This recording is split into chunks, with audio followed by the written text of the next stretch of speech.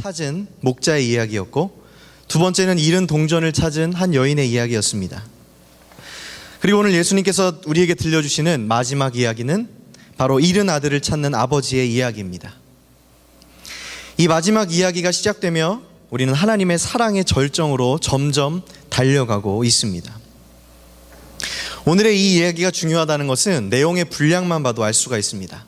앞에 두 이야기를 합친 것보다도 훨씬 더 많은 분량의 많은 내용을 자세히 이야기해주고 있는 것입니다.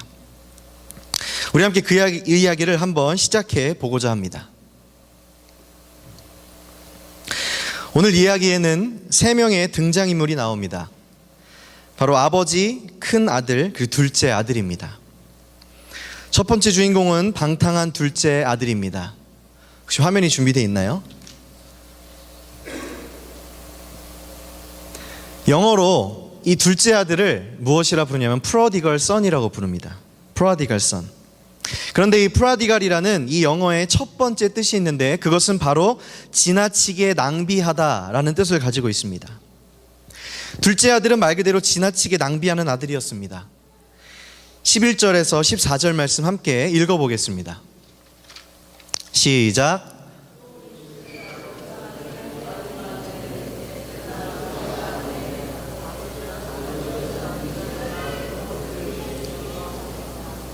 아버지가 그 살림을 각각 나눠 주었더니 그 후 며칠이 안 되어 둘째 아들이 재물을 다 모아가지고 먼 나라에 가 거기서 허랑방탕하여 그 재산을 낭비하더니 다 없앤 후 그 나라에 크게 흉년이 들어 그가 비로소 궁핍한지라.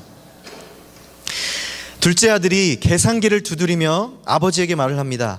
아버지, 제가 계산을 해보니까 이만큼의 돈이 제 몫인 것 같아요. 이걸 지금 주시면 좋겠습니다. 나는 이제 더 이상 이 지긋지긋한 집에서 살고 싶지 않습니다. 당신이 죽으면 내 몫이 되어야 할 그 재산 있잖아요. 난 그것을 미리 가지고 이곳을 떠나겠습니다. 그리고 내가 원하는 곳으로 떠나겠습니다. 내가 원하는 곳으로 가겠습니다. 자, 여기 계산기를 보십시오. 내 몫이 여기에 적혀 있습니다. 라고 말을 합니다. 아버지는 물끄러미 그 계산기를 바라보시고는 그 계산기에 적힌 금액을 확인합니다. 그리고 아버지는 아들에게 무언가 말을 하고 싶으셨지만 아들의 눈빛에 있는 결연함과 갈망들을 그냥 무시하고 넘어갈 수는 없었습니다. 한편으로는 그 아들을 훈계하고 강하게 말하여서 이곳에 있는 것이 이 아들에게 얼마나 유익한지를 더 설명하고 또는 강압적으로 그냥 있게 하고 싶은 마음도 있었지만 이 아들의 의지가 너무나 강해 보였습니다. 아버지는 속으로 생각했습니다. 우격다짐으로 이 아이를 내 마음에 드는 아들로 삼을 수는 없는 것 아닌가. 강요해서 만든 아들이 어찌 참 아들인가. 이 아들은 지금 나를 죽은 자로 여기고 있구나. 유산을 미리 달라는 것 보니까 나를 죽은 자로 여기고 있구나. 이미 이 아이는 나보다 내 재산에 더 마음을 두고 있구나. 그래서 이 재산이면 그가 되고 싶은 사람이 될 수 있다고 믿는데, 그렇다면 그가 원하는 재산을 주어야겠지 라고 생각한 후에 그것을 허락하였습니다. 첫 번째 사진을 띄워주시기 바랍니다. 아들도 아버지가 허락한 것에 깜짝 놀랐습니다. 왜냐하면 아버지가 이것을 허락할 줄은 자신도 몰랐기 때문입니다. 아니, 이럴 수가. 내가 아무리 강하게 얘기했다 쳐도 아버지가 이것을 허락할 줄이야. 와, 너무 신난다. 나는 이제 자유다. 이제 나는 내가 하고 싶은 것을 다 하며 살 수 있겠구나 라고 생각했습니다. 나한테는 이만큼의 돈이 있고, 나한테는 이만큼의 시간이 있고, 나한테는 이만큼의 젊음이 있다. 나에게는 이만큼의 지식이 있고, 나는 이제 내가 원하는 대로, 내가 하고 싶은 대로 내가 원하는 것을 하면서 살 거야 라고 말을 하며 집을 떠났습니다. 아들한테는 진짜 이것들이 있었습니다. 아들한테는 돈도 있었고, 아들에게는 시간도 있었고, 젊음도 있었습니다. 그리고 그것을 자기 의지대로, 자기 마음대로 사용할 수 있는 그런 권한이 주어졌습니다. 이제 자신의 인생을 살 수 있는 기회가 주어진 것입니다. 이제 아들은 먼 길을 떠납니다. 그동안 지내왔던 시골 촌구석이 아닌 저 휘황찬란한 도시로 떠났습니다. 그 도시는 라스베가스처럼 밤에도 꺼지지 않는 빌딩들이 가득 모여있는 곳이었습니다.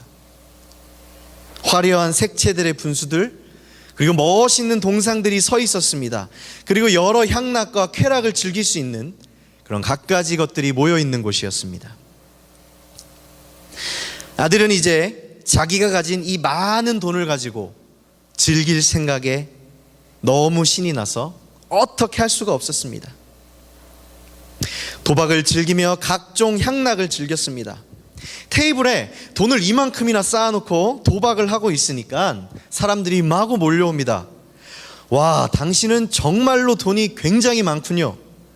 이 돈이 다 어디서 났나요? 당신은 정말 부자군요. 나는 당신과 친구가 되고 싶습니다 하고 많은 사람들이 몰려왔습니다. 많은 친구들이 몰려오고 많은 여자친구들이 또한 달라붙었습니다. 아들은 정말 제대로 즐겼습니다. 이제까지는 갇혀 있었고 아버지 말을 들어야 했고 아버지의 규율을 따라야만 했던 그 답답했던 그 규율에서 벗어난 채 처음 맛보는 자유함 가운데 정말 즐길 수 있는 최고의 것을 즐겼습니다. 최고의 술을 마셨고요, 최고의 도박을 즐겼습니다. 그리고 자기가 원하는 친구, 또 자기가 원하는 여자친구를 누구나 만날 수 있었습니다. 계속 그렇게 즐겼습니다. 아들은 이렇게 모든 것을 탐했습니다. 매일매일 좋은 음식을 먹고 매일매일 좋은 술을 마시고 좋은 곳에서 잠을 잤지만 계속해서 갈증이 났습니다. 만족함이 없었습니다. 한번 탐하기 시작한 그 방탕은 계속해서 그 아들의 육체와 그 아들의 영혼을 삼켜갔습니다. 그 많은 돈으로 매일매일 최고의 음식을 샀습니다. 정말 최고의 식당에 가서 최고의 요리사가 해주는 것들을 사 먹었습니다. 그것을 사서 그의 뱃속에 집어넣었지만 그에게는 만족함이 없었습니다. 그 탐이라는 것은 끝날 줄을 모르는 블랙홀과 같았습니다. 이 방탕이라고 하는 이 프라디갈이라는 것은 죄가 가진 속성 중에 하나입니다. 우리 인간은 원래는 완전한 상태, 온전한 상태였으나 죄로 인하여 그 온전함이 무너져 버렸습니다. 하나님의 영으로 충만했던 우리 인간은 이제 죄를 지은 이후로는 빈 껍데기밖에 남지 않은 것입니다. 그로 생긴 것이 바로 이 탐하는 방탕입니다. 계속해서 탐하다가 결국은 다 낭비해버린다는 말뜻입니다. 예전에는 주의 영으로 가득 차서 온전하였는데 이제는 그 영이 떠나고 빈 껍데기가 되자마자 이제는 우리가 계속해서 배가 고프고 계속해서 목이 마른 것입니다. 그래서 무엇으로라도 채우려 하기 때문에 모든 세상의 것들을 탐하기 시작한 것입니다. 죄라는 것은 우리를 그렇게 계속 방탕하게 만듭니다. 계속 탐하게 만들고 계속 방탕하게 하여서 우리 안에 채워넣습니다. 먹어도 계속 배가 고프고 마셔도 계속 목이 마른 그런 상태가 된 것입니다. 이 방탕한 둘째 아들도 바로 이런 상태였습니다. 계속 채워넣었지만 만족함은 없었고요, 이 만족을 채우려면 더 센 것이 필요했습니다. 한 번 맞으면 됐던 그 마약도 두 번을 맞아야지 그 쾌락을 느낄 수가 있었고 3번, 4번을 맞아야만 했습니다. 더 맛있는 것을 찾아 헤맸고 더 좋은 친구들을 찾아서 떠났습니다. 그렇게 더 센 것이 필요한 그런 상태가 되었습니다. 이렇게 한 해, 두 해가 지나가다 보니 이제는 아들이 가졌던 돈들이 점점 바닥을 보이기 시작합니다. 그리고 그와 동시에 돈이 사라지는 그 속도만큼 그의 친구들도 빠르게 그의 곁을 떠나기 시작했습니다. 블랙홀과 같았던 그 완전한 어둠의 탐이란, 그 탐은 이 아들이 가진 모든 것을 집어삼켜 버렸습니다. 맨 처음 이 아들이 가지고 기세 등등했던 그 모든 돈을 다 삼켜버렸습니다. 그리고 아들이 가지고 있던 모든 시간을 다 삼켜버렸습니다. 이 아들이 가지고 있던 재능과 지식도 다 삼켜버렸고 이 아들의 젊음까지도 삼켜버렸습니다. 모든 것을 삼켜버리고 이제 이 아들에게 남은 것은 늙고 병든 몸뚱아리 하나밖에 없었습니다. 이제는 밥을 사 먹을 그 돈도 없고 밥을 사 먹을 수 있는 능력조차 되지 않자 어느 집안의 노예로 들어갈 수밖에 없었습니다. 마지막 남았던 자유, 내 마음대로 할 수 있었던 그 자유마저도 노예가 되면서 다 빼앗겨 버린 것입니다. 사랑하는 여러분, 죄라는 것은 이렇게 무섭습니다. 한번 빨아들이기 시작한다면 우리의 모든 것이 파괴될 때까지 그것을 멈추지 않습니다. 한 번이 어렵지 두 번은 쉽기 때문입니다. 야고보서 1장 15절 말씀입니다. 욕심이 잉태한 즉 죄를 낳고 죄가 장성한 즉 사망을 낳느니라. 탐이라고 하는 이 블랙홀은 우리의 영혼을 삼켜버려서 결국은 사망에 이르게까지 하는 그런 것이었습니다. 한 인간이 최고의 높은 자리에서 인생의 가장 밑바닥까지 떨어지는 모습을 우리가 오늘 발견하게 된 것입니다. 이제 모든 것을 잃은 이 방탕한 아들이 돼지가 먹는 쥐염 열매를 먹으며 생을 연명하고 있는데 그것마저 없는 어느 날이었습니다. 17절 말씀입니다. 이에 스스로 돌이켜 이르되 내 아버지에게는 양식이 풍족한 품꾼이 얼마나 많은가. 나는 여기서 줄여 죽는구나 라고 말합니다. 오늘 이 아들이 잘한 것이 딱 한 가지가 있는데 그것은 바로 아버지께로 돌아가야겠다라는 생각을 먹은 것입니다. 17절 말씀, 이에 스스로 돌이켜라는 말은 자신이 지금 정확히 어떤 사람인지를 깨닫게 되었고 이제는 그것을 떠나 아버지께로 돌아가야겠다라고 마음을 먹었다는 말입니다. 이제 돌이켰다. 자신이 얼마나 죄인인지를 깨달았고 자신이 얼마나 연약하고 얼마나 방탕에 지배당했는지를, 어떤 존재였는지, 어떤 밑바닥 인생이었는지를 바로 깨달은 것입니다.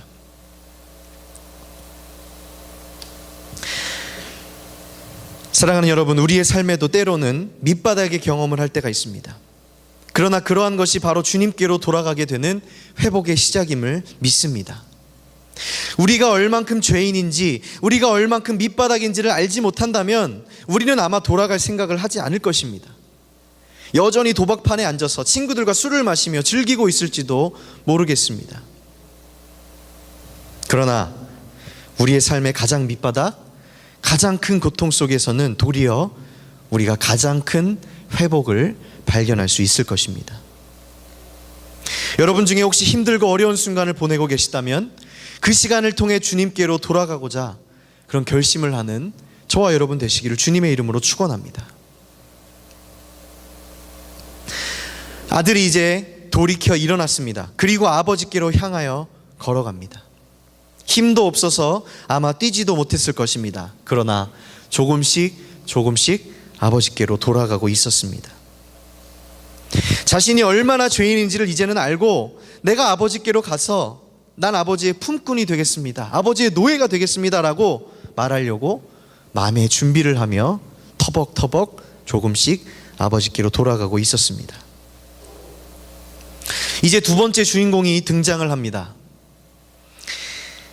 20절에서 24절 말씀 같이 한 목소리로 읽어보겠습니다. 시작.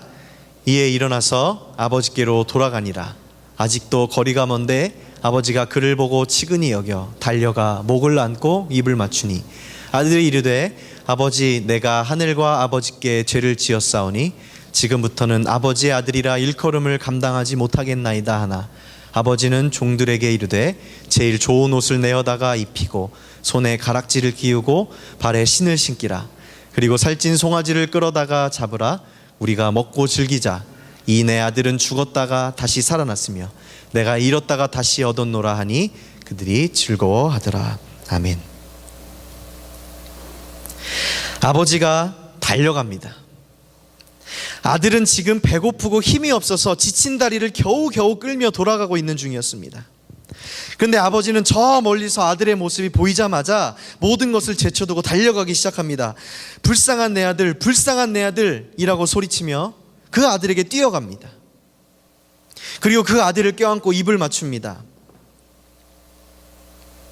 아들은 방향만 바꾸어 길을 아버지에게 향해 했는데 집에 도착하기도 전에 아버지가 이미 이 아들에게 다가오고 있는 것입니다. 우리에게도 마찬가지입니다. 우리가 회개하고자 돌아가고자 하는 그 마음만 먹는다면, 그리고 그냥 그 방향만 돈다면 그 다음에는 하나님이 우리를 달려서 찾아오실 것입니다. 우리는 방향만 바꿨을 뿐인데 주님은 벌써 우리 앞에 와 계실 것입니다. 오늘 이 아버지가 아들을 만나자마자 껴안고 기뻐하며 잔치를 벌입니다. 앞에 세 이야기가 모두 잃었던 것을 찾은 후에 잔치를 벌였던 것을 보면 아마 이것은 천국의 잔치를 상징하는 것 같습니다. 잃어버린 자를 찾았을 때는 항상 잔치가 열립니다. 아버지는 아들에게 제일 좋은 옷을 입히고 손에 반지를 끼우고 신발을 신깁니다. 그리고 가장 좋은 송아지를 잡아 최고의 잔치를 벌였습니다. 그리고 이 아들이 했던 모든 잘못들을 하나도 기억하지 못하는 사람처럼 책망도 없었으며 벌도 없었습니다. 남은 돈이 어딨냐고 물어보지도 않았습니다. 자신을, 아버지를 죽은 사람으로 여기며 유산을 요구했던 그 아들을 아무 대가 없이 그냥 용서하였고 사랑으로 모든 것을 덮어주었습니다. 이 아버지도 prodigal father입니다. prodigal이라는 이 영어 단어의 두 번째 뜻이 있는데 그 두 번째 뜻은 바로 아낌없이 주는, 해픈, 풍부한, 남아도는 이란 말뜻을 가지고 있습니다.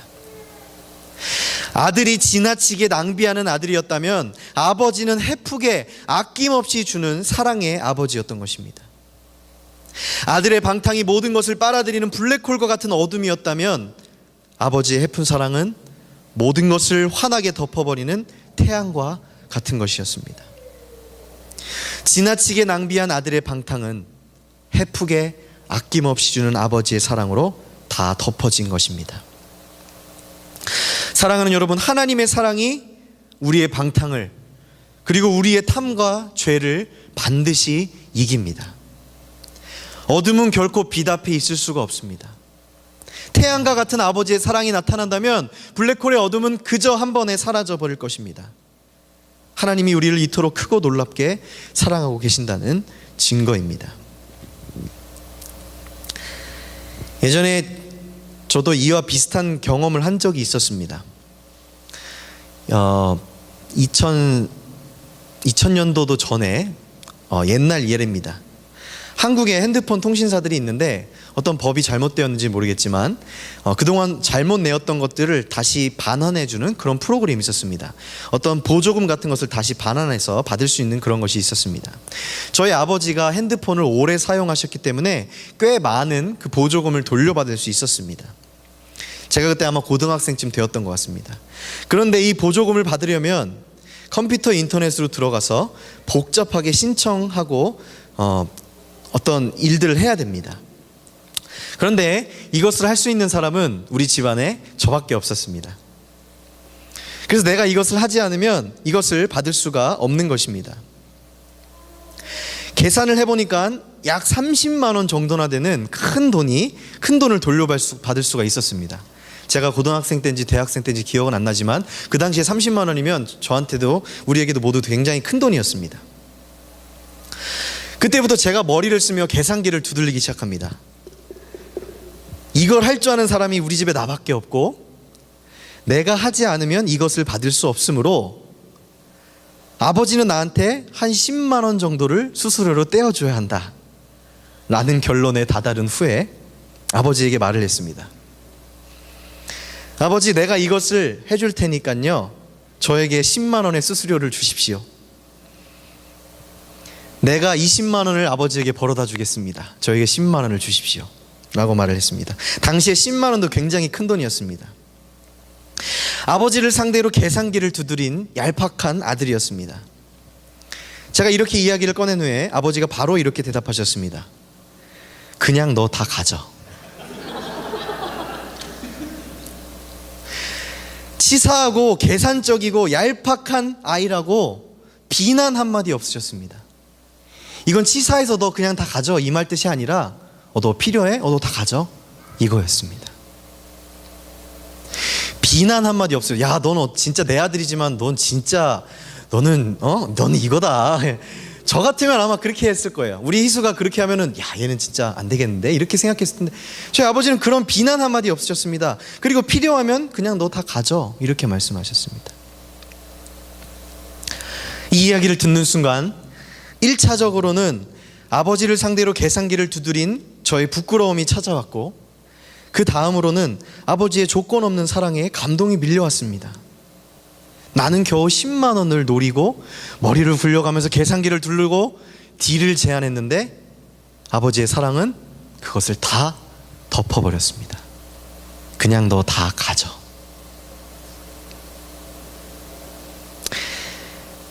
우리의 얄팍한 머리, 우리의 얄팍한 생각은 하나님의 용서와 사랑으로 다 덮여버리게 돼 있습니다.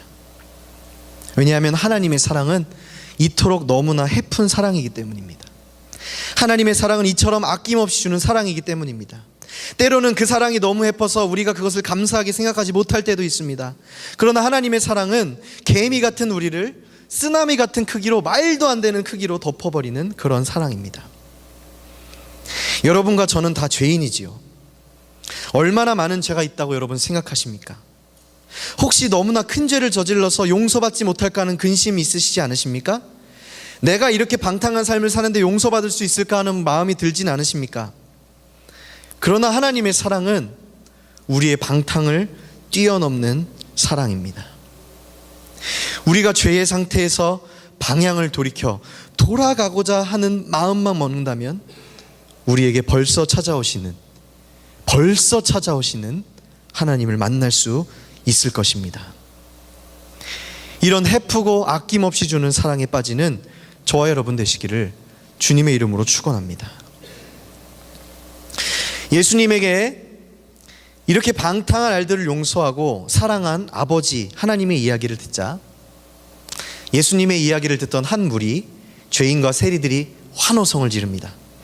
와, 나 같은 사람도 돌아가기만 하면 용서받고 사랑받을 수 있는 거구나. 잃은 양을 찾는 목자처럼, 잃은 동전을 찾는 여인처럼, 잃은 아들을 찾는 아버지처럼 하나님이 나를 찾으시는구나 하면서 환호성을 지릅니다. 그리고 큰 용기와 힘을 얻었습니다. 그리고 그들은 그 자리에서 다 회개하였고 그 자리에서 다 구원을 체험하였습니다. 그리고 난 다음에 오늘 이야기의 마지막 주인공인 큰 아들이 등장합니다.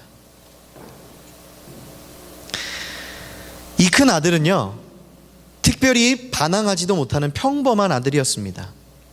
둘째처럼 반항하여서 나 놀래요, 나 놀러 나갈래요 하면서 나가는 것도 아니고 그냥 평범한 아들이었습니다. 장남으로서 가정의 화목을 위해 노력을 많이 하였고요, 부모님에게도 꽤 순종을 잘하는 착한 아들이었습니다. 어느 날처럼 아버지의 명을 받아 열심히 일을 하고 돌아왔는데 집에 와보니 음악 소리가 들리는 것입니다. 자초지종을 알아보니 재산을 창녀들과 함께 삼켜버린 둘째 아들이 돌아왔다고 아버지가 큰 잔치를 열었다고 하는 것입니다. 큰아들은 화가 머리끝까지 났습니다. 그리고 아버지에게 찾아가서 따집니다. 아니 아버지, 나를 위해서는 염소 새끼 한 마리도 준 적이 없으면서 저 나쁜 놈이 돌아왔다고 가장 귀한 송아지를 잡아 잔치를 여십니까? 저 아들만 아버지의 아들이고 저는 아들이 아닙니까? 라며 화를 냈습니다. 여기에 대한 하나님의 대답은, 아버지의 대답은 이것입니다. 31절 32절 말씀 한 목소리로 읽도록 하겠습니다. 아버지가 이르되 예, 너는 항상 나와 함께 있으니 내 것이 다 내 것이로되 이 내 동생은 죽었다가 살아났으며 내가 잃었다가 얻었기로 우리가 즐거워하고 기뻐하는 것이 마땅하다 하니라. 아멘. 이 큰아들은요, 겉보기에는 작은 아들과 정반대의 사람이었습니다. 그는 집에 있었고 책임감 있게 행동했으며 옳은 행동을 하고 아버지의 재산을 탕진하지 않고 도리어 아버지의 재산을 보살폈습니다. 그러나 속으로는 그도 역시 유산을 하나 낭비하고 있었는데 그것은 바로 아버지와의 관계의 유산을 낭비하고 있던 것입니다. 이 큰아들은 아버지와 한 집에 살면서 육체적인 거리는 가까이 있었지만 그 사랑의 관계로서는 너무나 멀리 떨어져 있던 것입니다. 바로 옆에 있으면서도 사랑의 깊은 관계로 들어가지 못했다는 말입니다. 오늘 이 큰 아들의 이야기는 바로 예수님의 이야기를 듣던 두 번째 무리였던 바리새인과 서기관들에게 하시는 말씀입니다. 처음 저도 이 누가복음 15장 말씀을 시작할 때만 해도 이것은 잃은 자들에 대한 이야기이니 죄인과 세리들만을 위한 이야기라고 생각했습니다. 그러나 예수님의 생각은 달랐습니다. 예수님은 두 무리 모두를 사랑하신 분이셨습니다. 죄인과 세리들에게는 하나님이 너희들을 사랑으로 찾고 계신다고 선포하고 계시며, 바리새인과 서기관들에게는 아버지와 가까이 있었으면서 사랑의 본질을 알지 못하는 첫째 아들에 빗대어서 그 사랑을 깨달으십시오. 그리고 진정한 아버지와 아들의 관계를 회복하십시오라고 지금 촉구하고 있는 것입니다. 이처럼 하나님의 사랑은 모든 사람에게 동일하게 적용되는 것입니다. 유산을 낭비한 둘째 아들도 사랑하시고 계시며, 또한 가까이 있지만 사랑의 관계를 가지지 못한 첫째 아들도 사랑하고 계신 것입니다. 사랑하는 여러분, 말씀을 정리하겠습니다. 여러분은 지금 이 이야기에 어디쯤에 있다고 생각하십니까? 계산기를 두드리며 돈을 모아서 들고 도시로 떠날 꿈을 꾸고 계십니까? 이 얽매이는 규율, 교회의 예배, 어떤 하나님의 틀이 지겨워서 떠나고 싶으십니까? 아니면 이미 테이블에 앉아서 그것을 즐기고 계십니까? 혹은 인생의 밑바닥에서 쥐엄 열매를 먹으며 돌아갈 준비를 하십니까? 아니면 이미 돌아와서 하나님과 함께 있는데 큰 아들처럼 사랑의 깊은 관계로 들어가지 못하고 그냥 몸만 가까이 있는 그런 종교인의 모습으로 있지 않으십니까? 오늘 주님께서는 이 말씀의 제목처럼 잃은 아들, 잃은 딸들을 회복하고 싶어 하십니다. 우리를 찾고 계신 것입니다. 우리가 주님께로 나아가기만 한다면 그 헤프고 아낌없이 주는 사랑으로 우리를 덮어주시고 회복시켜 주실 것입니다. 사랑하는 여러분, 잃어버린 우리를 찾기 원하시는 그 하나님께로 돌아가지 않으시겠습니까? 아멘.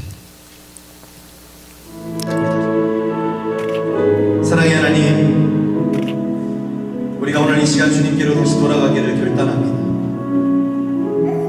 하나님, 우리가 방향을 바꿔 주님을 바라보기를 결단합니다. 그리고 멀리 왔지만 다시 돌아가기를 결단합니다. 하나님, 우리를 맞이해 주시고 우리를 찾아오시는 그 하나님의 사랑을 믿습니다. 우리가 어떤 죄를 지었건, 어떤 방탕을 했건, 어떤 탐을 저질렀건 주님께서 그 헤픈 사랑, 그 완전한, 그 아낌없는 사랑으로 우리를 덮으실 줄로 이 시간 믿고 결단하며 주님께로 나아가오니 주 오늘 이 결단을 기쁘게 받아 주시옵소서. 우리가 주님만을 바라보며 주님께로 향하는 우리의 발걸음을 인도하여 주시고 이 작은 발걸음이 정말 큰 주님의 뜻을 이루는 놀라운 발걸음이 될 수 있도록 역사하여 주시옵소서. 감사드리며 사랑의 말씀 예수님의